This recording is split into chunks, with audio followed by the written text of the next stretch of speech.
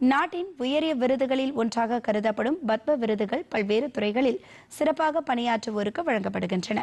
அந்த வகையில் 2025ஆம் ஆண்டு பறை இசை கலைஞரான வேலு ஆசானுக்கு பத்மஸ்ரீ விருது அறிவிக்கப்பட்டது. இந்நிலையில் பறை இசையின் சிறப்பு தனித்துவம் குறித்து இந்த செய்தி தொகுப்பில் பார்க்கலாம்.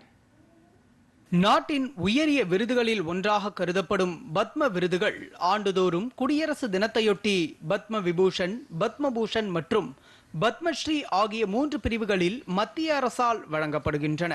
கலை, சமூக பணி, பொது விவகாரங்கள், அறிவியல் மற்றும் பொறியியல், வர்த்தகம் மற்றும் தொழில், மருத்துவம், இலக்கியம் மற்றும் கல்வி, விளையாட்டு, குடிமைப் பணி போன்ற பல்வேறு துறைகளில் சிறப்பாக பணியாற்றுவோருக்கு பத்ம விருதுகள் வழங்கப்படுகின்றன.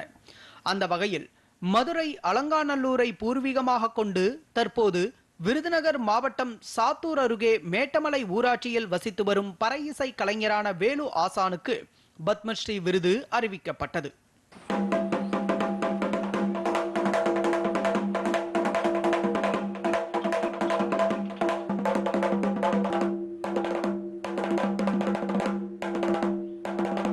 இது குறித்து பேட்டியளித்த வேலு ஆசான், தமிழகத்தின் பாரம்பரிய மரபு கலையான பறை இசையை அரசு தேர்ந்தெடுத்தது மகிழ்ச்சி என்றும், பத்மஸ்ரீ விருது தனக்கு அறிவிக்கப்பட்டுள்ளது கனவில் கூட எதிர்பார்க்காத ஒன்று என்றும் நெகிழ்ச்சி தெரிவித்தார்.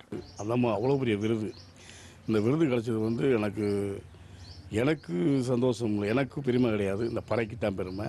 இந்த பறையை வாசிக்க அனைத்து அவங்க அந்த மரபு கலையை வளர்த்து வரும் அவங்களுக்கு எல்லோரும் இல்லாமல் நான் இல்லை.